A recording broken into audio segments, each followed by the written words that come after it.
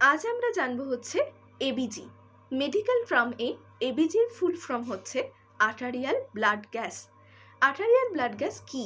Arterial blood gas হচ্ছে একটা diagnostic test যেটা পেশেন্টের ক্রিটিক্যাল কন্ডিশন অ্যানালাইজ করবার জন্য ব্যবহার করা হয়। এক্ষেত্রে অক্সিজেন, কার্বন ডাইঅক্সাইড আর পিএইচ এর ভ্যালুগুলো জানা যায়। এবিজি আমরা কোন কোন ক্ষেত্রে করব?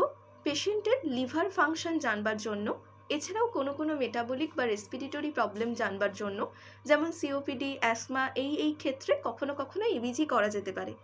আর সব থেকে বেশি গুরুত্বপূর্ণ যেটা হচ্ছে পেশেন্ট ভেন্টিলেশনে যাওয়ার প্রয়োজন আছে কিনা আর পেশেন্ট শকে আছে কিনা সেটা জানার জন্য এবিজি করে থাকি। এবার জানবো হচ্ছে এবিজি কোন জায়গায় করা হয়। এবিজি মেনলি রিস্টের র্যাডিয়াল আর্টারিতে করা হয়। এছাড়াও হচ্ছে র্যাডিয়াল আর্টারিতে যদি না পাওয়া যায় তাহলে সেক্ষেত্রে আমের ব্র্যাকিয়াল আর্টারি বা গ্রোইনের ফিমোরাল আর্টারিতে করা যেতে পারে। এবিজি করবার জন্য আমাদের কি কি লাগে? একটা 1 ml সিরিঞ্জ লাগে আর হচ্ছে হেপারিন লাগে। যদি হেপারিন ফ্লাস্ক 1 ml সিরিঞ্জ আগে থেকে রেডি করা থাকে তাহলে সেটাই ইউজ করা হয়, আর যদি রেডি করা না থাকে তাহলে 1 ml সিরিঞ্জে 2 থেকে 3 ml হেপারিন নিয়ে সেটা ফ্লাশ করে তারপর এক্সপেল আউট করে দিয়ে সেই সিরিঞ্জটাকে ব্যবহার করা হয়। কেন হেপারিন ইউজ করা হয়? কারণ যে মিনিমাম পরিমাণ আমরা এবিজি কালেক্ট করছি সেটা যাতে ক্লট না হয়ে যায়। আর কেন হেপারিন ফ্লাশ করে এক্সপেল আউট করা হয়? যাতে এবিজির যে নর্মাল ভ্যালু সেই নর্মাল ভ্যালুগুলো যাতে অ্যাবনর্মাল না হয়। এরপর আমরা জানবো যে এবিজির জন্য কতটা পরিমাণ ব্লাড আমরা কালেক্ট করি।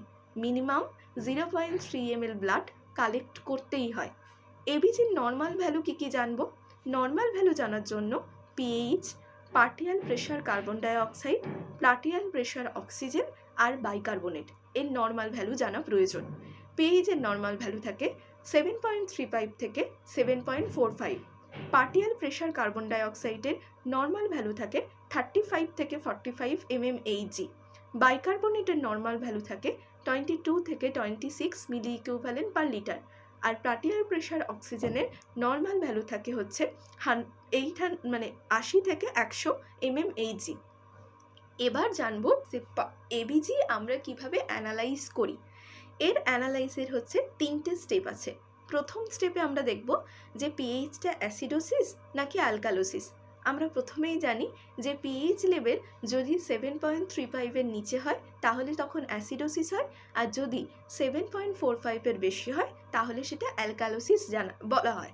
এরপর আমরা জানবো হচ্ছে রেসপিরেটরি অথবা মেটাবলিক রেট।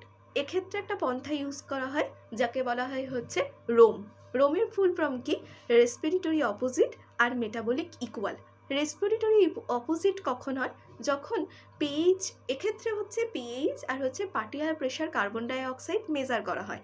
যখন পিএইচ কম থাকে এবং পার্টিয়াল প্রেশার কার্বন ডাইঅক্সাইড বেশি থাকে নর্মাল লেভেলের থেকে তাহলে সেটা রেসপিরেটরি অ্যাসিডোসিস। আর যখন পিএইচ লেভেল বেশি থাকে আর পার্টিয়াল প্রেশার কার্বন ডাইঅক্সাইড কম থাকে তাহলে সেটা রেসপিরেটরি অ্যালকালাইন। এরপর সেকেন্ড স্টেপ মেটাবলিক ইকুয়াল জানা দরকার। এক্ষেত্রে মেটাবলিক ইকুয়াল মেজার করবার জন্য আমরা পিএইচ লেভেল আর বাইকার্বনেট লেভেলটার অ্যাসেস করি। পিএইচ লেভেল আর বাইকার্বনেট লেভেল যদি নর্মাল লেভেলের চাইতে দুটোই বেশি থাকে তাহলে সেটা হচ্ছে মেটাবলিক অ্যাসিডোসিস, আর যদি মেটাবলিক অ্যালকালোসিস। আর যদি পিএইচ লেভেল আর বাইকার্বনেট লেভেল দুটোই নর্মালের চাইতে কম থাকে তাহলে সেটা মেটাবলিক অ্যাসিডোসিস। আর থার্ড স্টেপ হচ্ছে যে কম্পেনসেটেড কিনা, সেটা পার্টিয়ালি কম্পেনসেটেড কিনা নাকি আনকম্পেনসেটেড।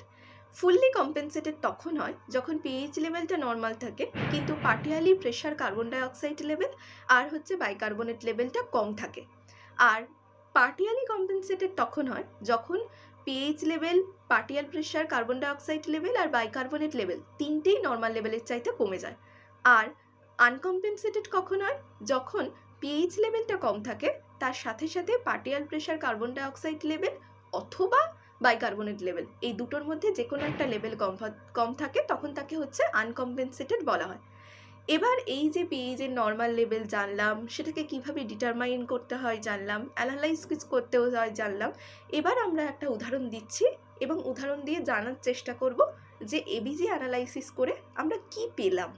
যদি আমরা উদাহরণ দিয়ে বলি যে একটা আর্টারিয়াল ব্লাড আমরা গ্যাস কালেক্ট করলাম, তার মধ্যে তখন দেখলাম যে পিএইচ লেভেলটা 7.2 আছে, পার্টিয়ালি প্রেশার কার্বন ডাইঅক্সাইডটা 70 mmHg আছে, আর বাইকার্বনেট 26 মিলি ইকুইভ্যালেন্ট পার লিটার আছে, আর পার্টিয়াল প্রেশার অক্সিজেন রেটটা হচ্ছে 50 mmHg আছে।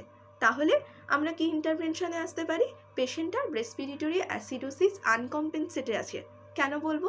এক্ষেত্রে পিএইচ লেভেলটা হচ্ছে নর্মাল লেভেলের চাইতে কম, তাহলে অ্যাসিডোসিস, আর পার্টিয়াল প্রেশার কার্বন ডাইঅক্সাইড লেভেলটা নর্মাল লেভেলের চাইতে বেশি, তাহলে এক্ষেত্রে আমরা প্রথমেই আগে পড়েছি এটা হচ্ছে রেসপিরেটরি অ্যাসিডোসিস। আর আরেকটা যে মেজারমেন্ট আমরা দেখলাম যে পার্টিয়াল প্রেশার অক্সিজেন রেট আর হচ্ছে বাইকার্বনেট রেট, এই দুটোর মধ্যে যে কোনো একটা কম হলে সেটাকে হচ্ছে বলি আমরা আনকম্পেনসেটেড। এক্ষেত্রে কিন্তু বাইকার্বনেট লেভেলটা ঠিক আছে কিন্তু পার্টিয়াল প্রেশার অক্সিজেন রেটটা কম আছে, তার জন্য এটাকে আমরা বলছি হচ্ছে আনকম্পেনসেটেড। তাহলে আমরা কি ইন্টারভেনশনে আসলাম? পেশেন্টটা আছে হচ্ছে রেসপিরেটরি অ্যাসিডোসিস আনকম্পেনসেটেডে। এটাই হচ্ছে মেনলি এবিজি। আশা করি বুঝতে পেরেছেন।